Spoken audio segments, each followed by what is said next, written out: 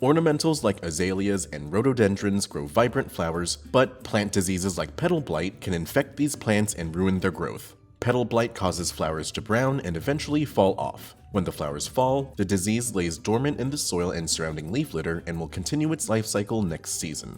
In this video, we'll go over how to identify petal blight, how to address this disease growing on your plants, and how to prevent its activity in the future. To shop for the products featured in this video and to learn more about lawn care, click the links in the video's description and get free shipping on your order.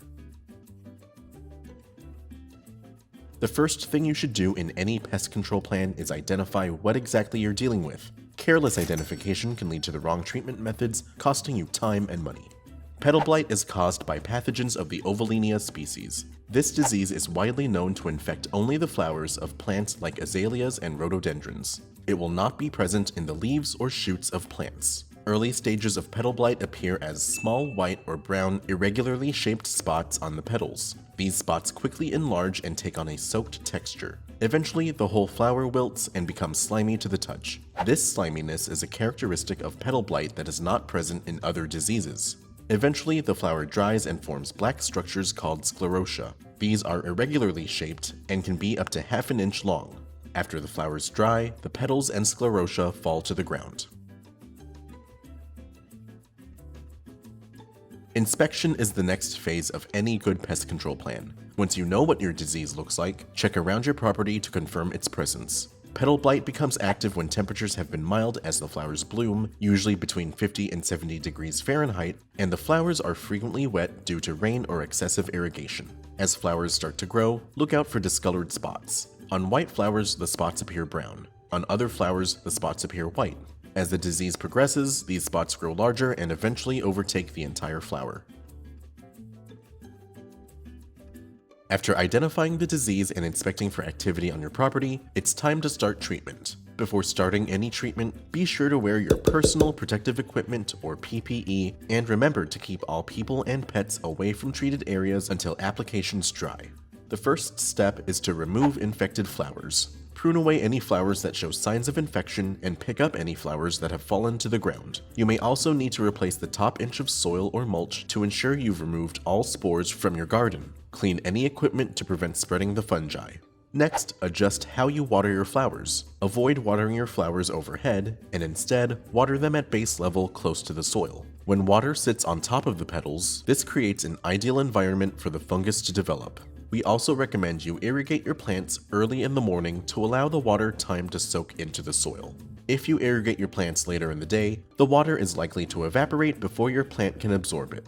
Once you've removed infected flowers and adjusted your watering, you'll need to apply a fungicide like Patch Pro. Patch Pro is a propiconazole concentrate that will control many diseases that affect turf, ornamentals, and other plants, including pathogens that cause petal blight.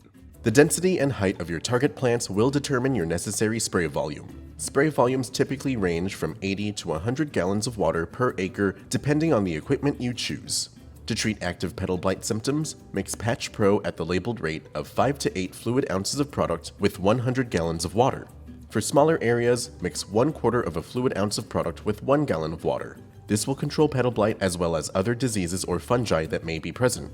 For large sites like nurseries, applications can be made with a hose end sprayer. For smaller sites like residential gardens, use a handheld pump sprayer.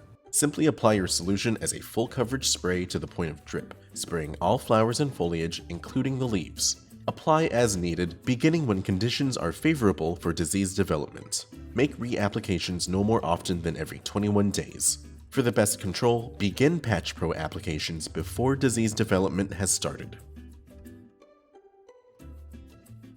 Prevention is essential to keeping lawn diseases in check. Even after applying fungicides, the best way to stop pest activity is to ensure it can't happen.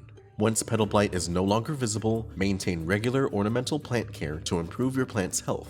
Remove discolored petals as soon as they appear, and clean any equipment to prevent the spread of spores. Continue watering plants at their base. Stagnant water is conducive for disease development, so avoid overwatering as well.